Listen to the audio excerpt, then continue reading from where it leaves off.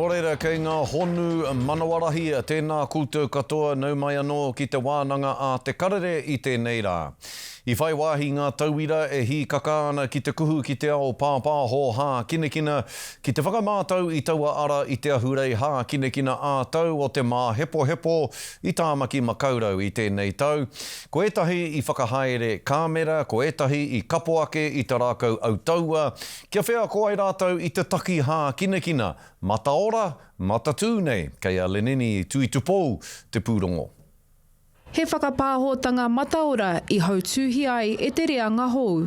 Kia ora, nau mai haere mai ki te māhepehepotanga Koitarawhiti 2025. Ko te kōrero mataora te whai ki tēnei kaupapa hākinakina ka tū i atau kia tūrai ki te rai ko ngā kura Māori huri i tāmaki makaurau. Anei te kēmu o puau e whakataetai ana ki te kura a Kia Roha.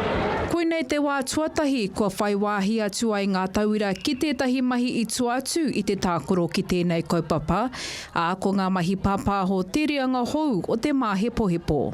Kai te whakapāho ahau i ngā kēmu ni tiporo i tēnei rā. He mahi pai e nei mahi ki ahau i te mea e pai ana ahau ki te mātakitaki i tēnei tiporo anō hoki te ao pāpāho.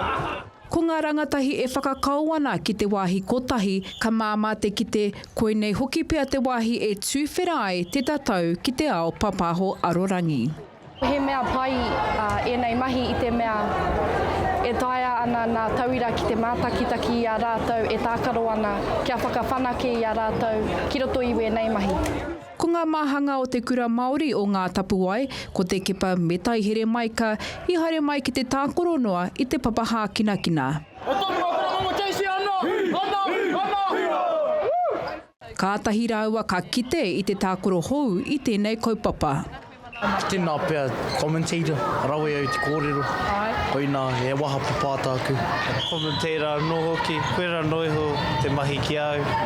Mena e hia ana i tētahi tūranga. Kei te tūtono te namarua te kaumarua! Kārawe! He tūranga mahi kua kite i etahi o rātau tino tangata he maru tuna i te ao Māori, pēnei i a Scotty Morrison. Ki mai anō e tiwi. Oi, arawe. He awe ngā nui tōna ki runga i au. Me tōna reo, he reo tāuki o tira, he reo hau, te aorere pē whairangi mā. I tōna wā, anko tāmati. Tāmati waka. Rātau mā, he whakaawe ngā nui.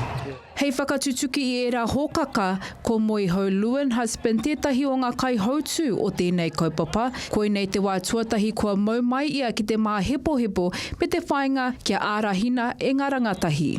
He whakapuaki kia rātou, he mana nui tō te reo Māori ki tēnei ao matihiko kāmutu, ki tēnei ao pāpāho.